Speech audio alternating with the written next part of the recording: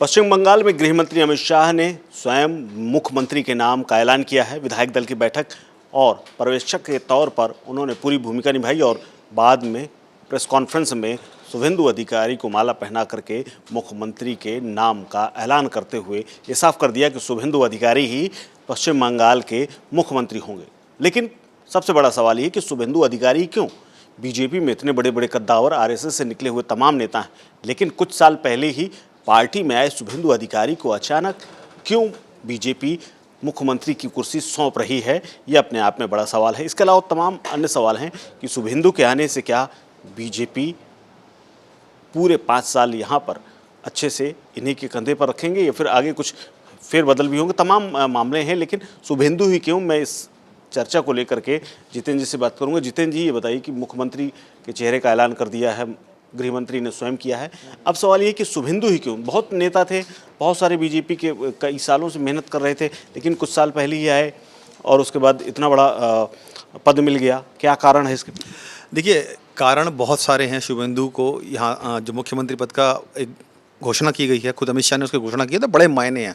आप समझ सकते हैं कि एक ऐसा प्रदेश जहाँ बीजेपी कभी सत्ता में रही नहीं और जो पार्टी के संस्थापक थे श्यामा प्रसाद मुखर्जी से लेकर तमाम ऐसे कद्दावर नेता जिन्होंने जनसंघ की स्थापना की, आरएसएस से जुड़े रहे, आज तक पार्टी वहाँ पर कुछ कर नहीं पाई थी। लेकिन पिछले 9 अगर 7-8 सालों की मैं बात करूँ तो शुभेंदु अधिकारी जब से बीजेपी में शामिल हुए, उन्होंने बीजेपी की काया पलट कर दी और बीजेपी ने बहुत मेहनत की। लेकिन आपको हमें इतिहास समझना होगा शुभेंदु अधिकारी का, कि शुभेंदु अधिकारी इतने इंपॉर्टेंट क्यों हो गए बीजेपी के लिए। देखिए, शुभेंदु अधिकारी का जो पूरा राजनीतिक करियर है वो बहुत लंबा करियर है। अगर आपको थोड़ी डिटेल उनका बताना चाहूँ तो उनके पिताजी भी खुद सांसद रहे हैं और उनके भाई भी अभी सांसद हैं। लेकिन 1970 में इनका जन्म हुआ था 15 दिसंबर को, कांथी एक जगह है बंगाल की, वहाँ पर, और वहीं से पहली बार वो राजनीति में युवा टीम में घुसे थे।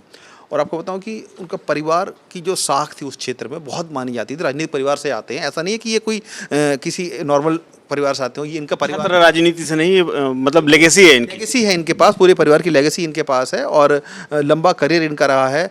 1989 में कांग्रेस के छात्र परिषद के माध्यम से ये राजनीति में आए थे।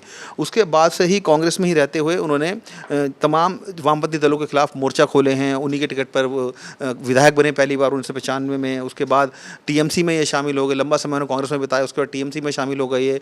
ममता बनर्जी के साथ मिलकर इन्होंने वामपंथी दलों को उखाड़ने का जो काम किया था उसमें अहम भूमिका थी। सबसे बड़ी बात, जो नंदीग्राम में पूरा संग्राम हुआ था, हमने देखा था किस तरीके से, उसके अगुवा ये थे।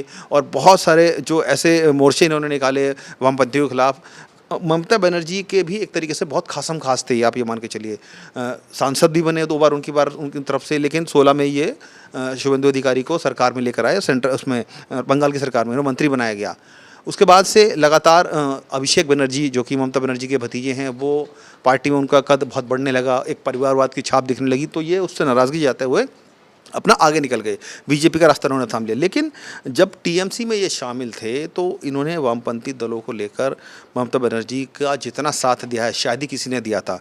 और एक खास बात ये रही है कि जिस तरह के तेवर ममता बनर्जी के हमने देखे ना राजनीति में, एक एग्रेसिव पॉलिटिक्स वो करते हैं और बिना डरे अपनी बात को कह देते हैं, और जिसके खिलाफ अगर मोर्चा खोलना होता है तो पूरी तरीके से खोल देते हैं। तो यही वो कुछ फैक्टर्स ऐसे रहे हैं जो कि बीजेपी में आने के बाद से बीजेपी को ये आगे लेकर गए हैं बहुत।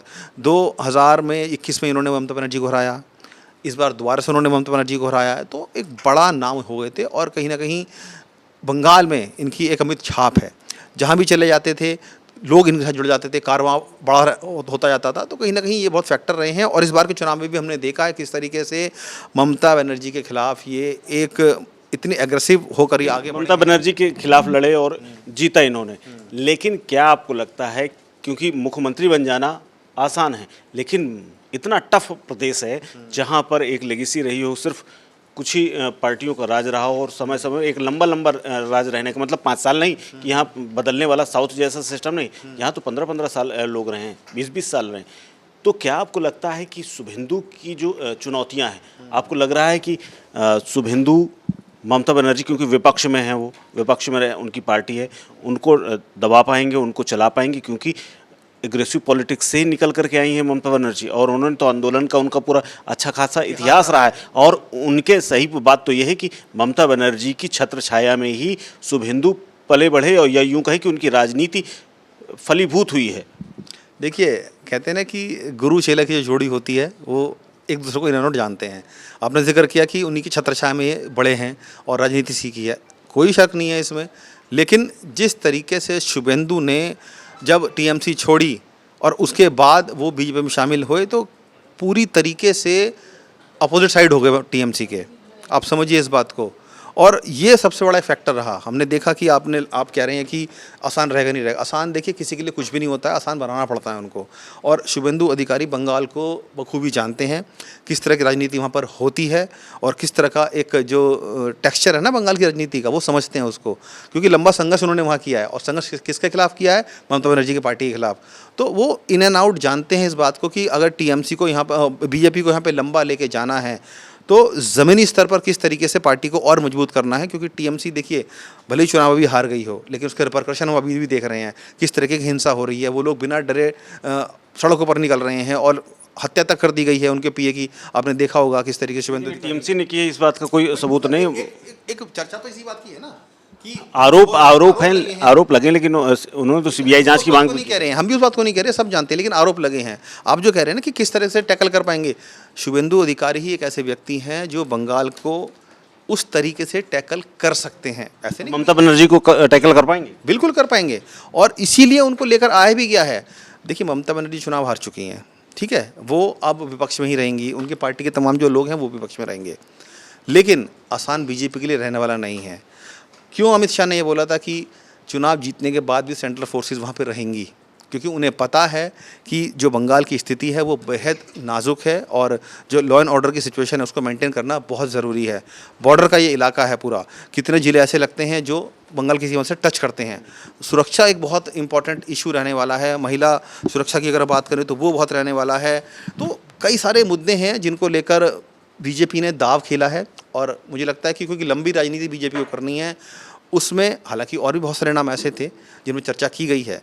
एक चीज़ मुझे बताइए कि क्या सिमिलरिटीज़ नज़र आती हैं आपको एक ममता बनर्जी के कार्यकाल में, ममता बनर्जी ने जो पूरी लेगेसी अपनी क्रिएट की टीएमसी के द्वारा, और इनमें क्या आपको समानता नज़र आती है? क्योंकि जो बंगाली अस्मिता की बात ममता बनर्जी करती आ रही हैं, वो अस्मिता तो इनको भी बना करके रखनी होगी। कोई सिमिलरिटी आप देख पाते हैं इनके शासनकाल में? क्योंकि एग्रेशन तो वही मेंटेन करना पड़ेगा। देखिए अभी इनको शासन करने का मौका मिला है, हम ये ऐसे पहले जज कैसे कर सकते हैं? हाँ, इतना उम्मीद ज़रूर कर सकते हैं कि ममता बनर्जी की तरह तो नहीं, उससे अलग ही पॉलिटिक्स करनी होगी कि अगर ममता बनर्जी अच्छा कर रही होती तो शायद जनता उनको इस बार सत्ता से बाहर नहीं करती। कुछ सिमिलरिटीज़ भी हैं इनमें कि ये भी इन्होंने सिमिलरिटीज़ तो देखिए, चूँकि ममता बनर्जी के साथ एक लंबा करियर इन्होंने शेयर किया है अपना राजनीति का और ममता बनर्जी ने ही इनको चांस दिए, इतने सांसद बनाया, विधायक बनाया, मंत्री बनाया अपनी सरकार में।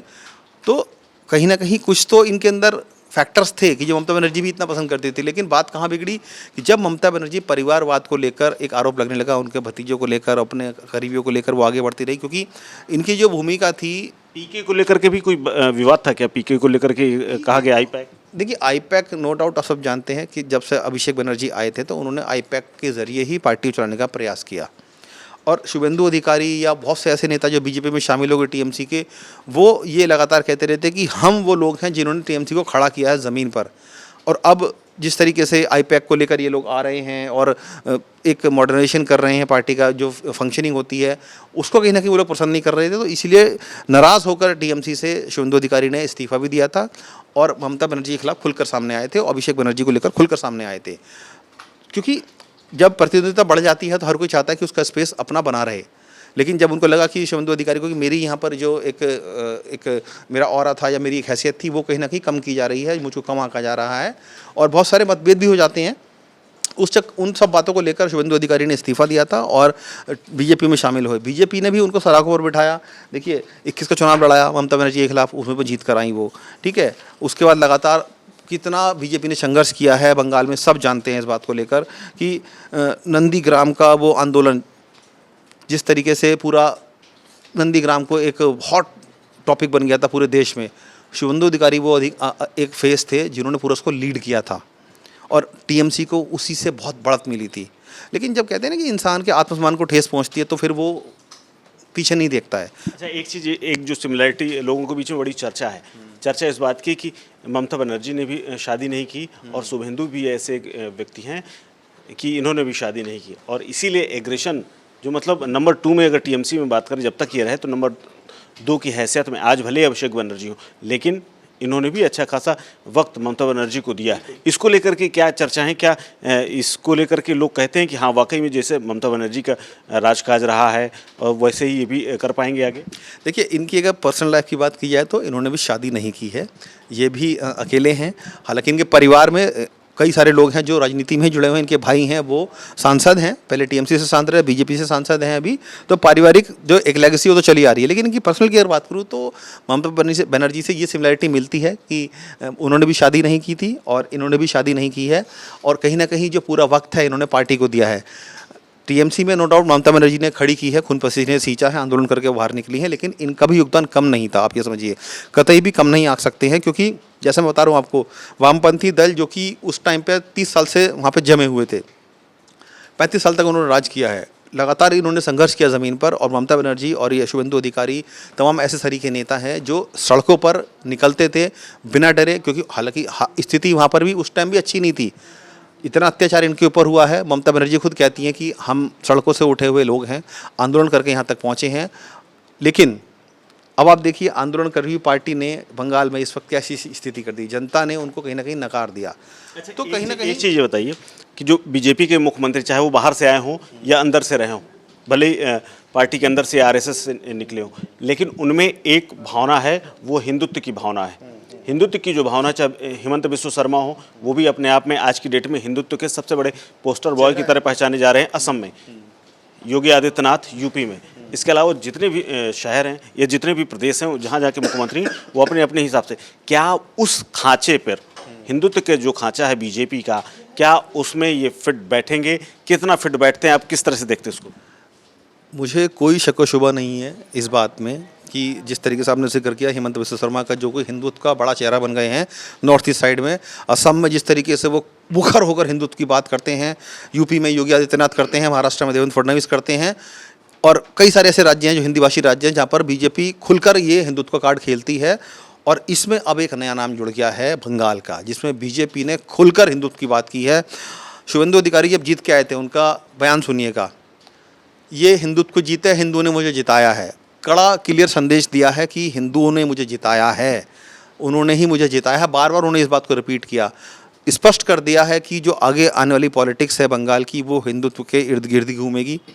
और साथ ही साथ में आपने बोला कि हिंदुत्व की बात क्यों इतनी हो रही है, उत्तर प्रदेश के मुख्यमंत्री योगी आदित्यनाथ जब बंगाल में प्रचार कर रहे थे, उन्होंने भी बहुत सारे बातें कहीं, बाकायदा उनकी डिमांड इतनी ज़्यादा थी, क्योंकि जिस तरीके से हिंदुत्व का चारा लेकर योगी आदित्यनाथ चले हैं, उसको आगे कहीं ना कहीं बढ़ा रहे हैं हिमंत बिस्व शर्मा आसाम में। उसका नतीजा देख लिया है हमने, खुलकर वो भी सामने आया। उन्होंने तो नाम लेकर बोला कि मैं एक धर्म विशेष के लोगों को लेकर बोलता हूँ, कहीं ना कहीं टारगेट किया उन्होंने। और सेम यही पैटर्न अब बीजेपी बंगाल में भी देखने को बंगाल में भी फॉलो करेगी। और शुभेंदु अधिकारी एक उसके मुखर वक्ता बनने वाले हैं हिंदुत्व के लेकर। मैं आपको बता दूं, क्लियर कट ये बात है उनके मन में। और जिस तरीके से अमित शाह वहाँ खुद गए हैं, अनाउंस किया है, और शुभेंदु अधिकारी बेहद करीब माने जाते हैं अमित शाह के।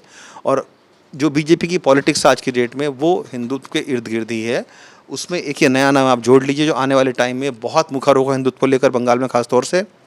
और जिसको लेकर भी ये बात टारगेट पे रखते हैं, उनके खिलाफ बखूबी आग उगलेंगे। और आगे आगे देखिए होता है क्या। मतलब कि बंगाल में सरकार बनेगी, कल शपथ ग्रहण होगा और शपथ ग्रहण के बाद बीजेपी के अंदर ही एक हिंदुत्व का एक और चेहरा उभरता हुआ भारत देखेगा, बंगाल की जनता देखेगी और पूरी दुनिया देखेगी कि असम के हिमंत बिस्व शर्मा हो, योगी आदित्यनाथ हों या अन्य प्रदेशों में जहाँ जहाँ भी हिंदुत्व के चेहरे के तौर पर नेता उभरे हैं, उनमें से एक चेहरा और आ सकता है।